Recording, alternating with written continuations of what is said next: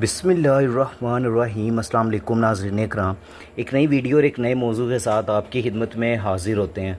बात करने जा रहे हैं दरियाए सवात के सैलाबी रेले में बह जाने वाला ख़ानदान, यानी कि इतना दर्दनाक ये वाक़या है जो कि सब, मैं ये नहीं कहूँगा कि सिर्फ़ ये खैबर पख्तूनख्वा की हुकूमत के ऊपर ये ज़िम्मेदारी आयद होती है, ये सब का मिली जुली भगत है जिसकी वजह से पाकिस्तान के ये हालात है कि हम आज इतनी, यानी कि 75-78 साल हमारी आज़ादी के बावजूद भी हमने इतनी तरक्की नहीं की है कि हम किसी को रेस्क्यू कर सकें इस हालात में कि जब वो एमरजेंसी की सूरत हाल में फंसे हों।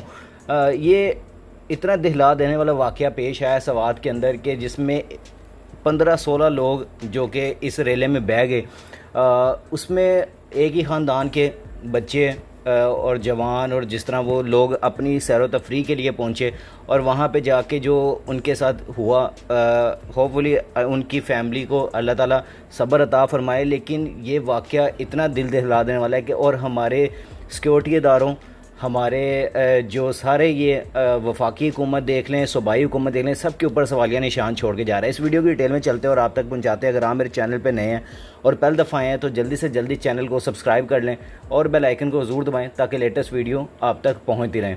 सबसे पहले मैं बात करूँगा कि इसमें जो, यानी कि इतना ज़्यादा दुख के साथ ये वीडियो करनी पड़ रही है और आप तक सारी मालूमात पहुंचानी पड़ी है, जिसमें मैं शुरू कर रहा हूँ कि वहाँ के जो मुतासरीन हैं उनके जो ख़यालात हैं वहाँ से स्टार्ट करता हूँ। कि उन्होंने कहा कि मुझे किसी ने बताया कि मेरे हमजुल्फ़ मोहम्मद मोहसिन की फ़ैमिली को हादसा पेश आ गया है और इसके बच्चे पानी में बह गए हैं। तो एक लम्हे को मैं सकते में आ गया कि उनके साथ तो मेरी बीवी और बच्चे भी थे। मैंने पागलों की तरह मोबाइल फ़ोन पर नंबर डायल करना शुरू कर दिया, लेकिन मेरा अपने बीवी बच्चों से रब्ता ना हो सका। ये कहना था वस्ती पंजाब के ज़िला सियालकोट की तहसील डस्का के रिहायशी अब्दुल सलाम का, जिनकी अहलिया 2 बेटियां और एक बेटा अपने दीगर रिश्तेदारों के साथ सवात और दीगर पहाड़ी मुकामात की सैर को गए हुए थे, जहां दरियाए सवात में ये तमाम लोग डूब के मर गए। सवात में रेस्क्यू 1122 के जवान के मुताबिक इस हादसे में मजमूई तौर पर 16 अफराद सैलाबी रेले में फंसे, जिसमें से 3 को बचा लिया गया था, जबकि 9 की लाशें निकाली जा चुकी हैं और बाकी की तलाश का काम जारी है। अब्दुल सलाम ने बताया कि वो फौरी तौर पर सवात की तरफ रवाना हो रहे हैं और अब्दुल सलाम ने बताया है कि वो सऊदी अरब में मेहनत मजदूरी करते हैं और घर की तमीर के सिलसिले में छुट्टियां लेकर पाकिस्तान आए हुए थे। वो बताते हैं कि सवात जाने से पहले बेटियां कह रही थीं कि आप भी हमारे साथ चलें, हमें ज़्यादा मज़ा आएगा, लेकिन मैंने ये कहकर माजरत कर ली कि अगर मैं अभी चला गया तो घर की तमीर का काम कौन करवाएगा।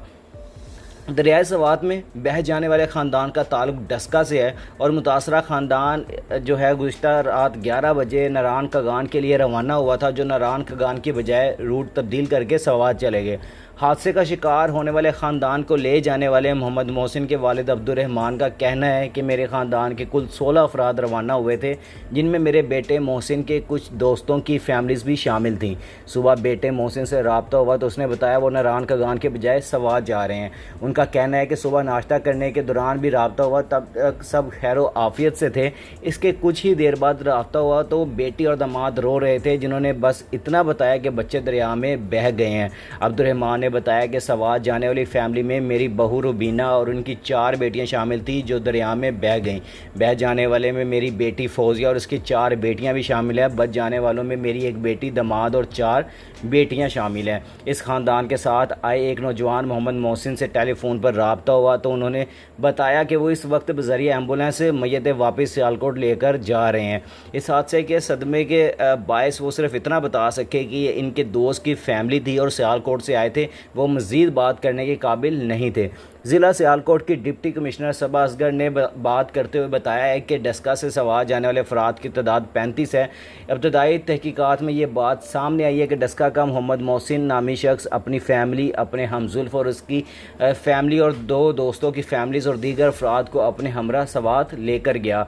रेस्क्यू एहलकारों के मुताबिक मुतासरा ख़ानदान ज़िला सियालकोट की तहसील डस्का से सवात सैर के लिए आया था, जो दरिया के किनारे बैठा नाश्ता कर रहा था। ताहम इसी दौरान बारिश की वजह से दरिया में तेज़ बहाव हुआ और एक ही ख़ानदान के 16 अफराद बह गए।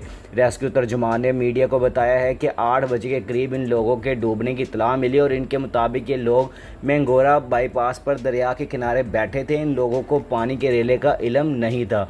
रेस्क्यू हुकाम ने के मुताबिक वाक़े की इतला मिलते ही रेस्क्यू ऑपरेशन शुरू किया गया और 3 अफराद को ज़िंदा बचा लिया गया, जबकि 8 अफराद की लाशें मिल गई हैं।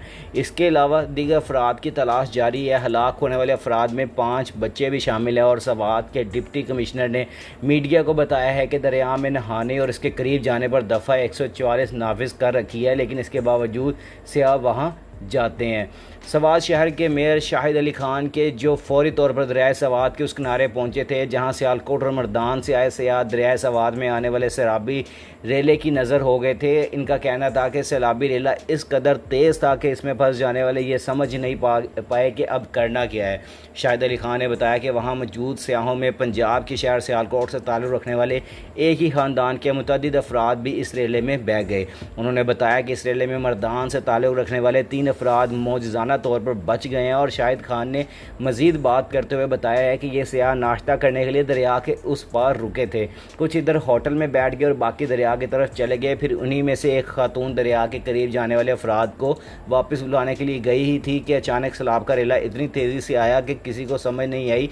वो सब एक टेले पर रुक गए कि पानी कम हो जाए तो किनारे की जानिब चले जाएंगे, मगर ऐसा नहीं हुआ और पानी की सतह मुसलसल बुलंद होती रही।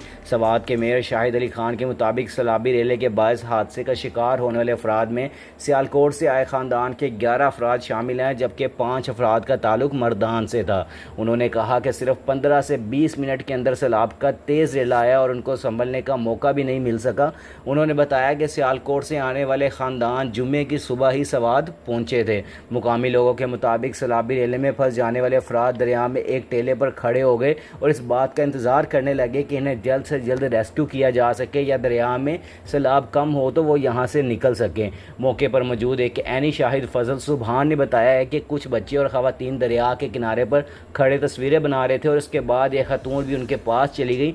सियालकोट और मर्दान से आए अफराद दरिया के पास मौजूद थे। उनका कहना था कि दरिया के एक तरफ एक बंद बांधा गया था और सैलाबी रेले से वो बंद टूट गया, जिससे पानी का एक बड़ा रेला उनकी तरफ आया। उन्होंने अपनी जान बचाने की कोशिश तो की, लेकिन चंद ही मिनट में उनके पैरों तले से सैलाब वो रेत और पत्थर बहाकर ले गया जिस पर वो खड़े थे और बस ये सब दरियाए सवात के तुंदो तेज़ रेले में बह गए। उनका कहना था कि उनके लिए ये बहुत तकलीफ़देह मंजर था और मौके पर मौजूद एक और ऐनी शाहिद ने बताया है कि पानी की सतह जूं जूं बुलंद हो रही थी, मुतासर अफराद के लिए उनका मुकाबला करना मुश्किल होता चला जा रहा था। जब टेले पर वो सब खड़े थे वहाँ पाँव जमाने की जगह भी कम हो रही थी और कोई सहारा भी नहीं था।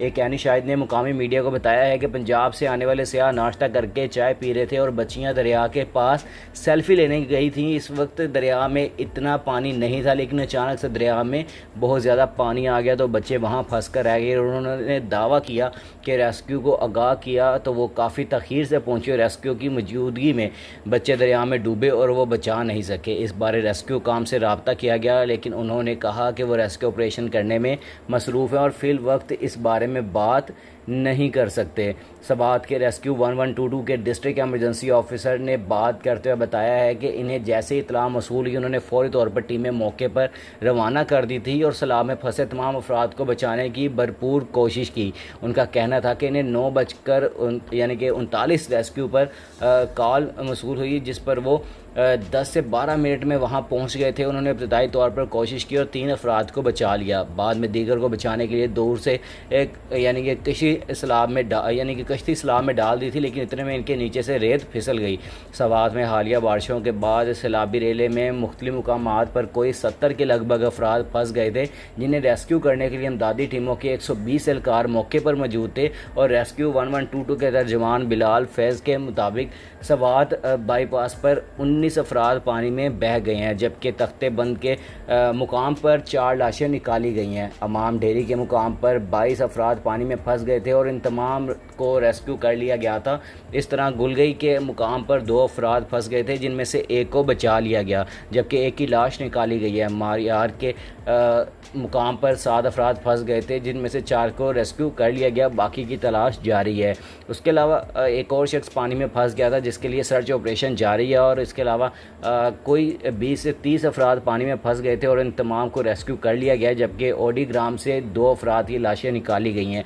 खैबर पख्तूनख्वा में 2 रोज़ पहले से PDMA और महकमा मौसमियात की जानिब से अलर्ट जारी किए गए थे और ज़िली सतह पर सेक्शन 144 भी नाफिज कर दिया गया था, जिसमें शहरियों से कहा गया था कि शदीद बारिशों की वजह से दरियाओं और नदी नालों में तूफ़ानी का ख़तरा पाया जाता है। और इस बारे में सवा से मुकामी जो सहाफ़ी हैं उन्होंने बताया कि पहले रोज़ तो पुलिस और इंतज़ामिया के कुछ लोग दरिया के करीब आए और लोगों को मना कर दिया गया था, लेकिन इसके बाद कोई नहीं आया। जुमे के सुबह भी इन दरियाओं के पास कोई नहीं था।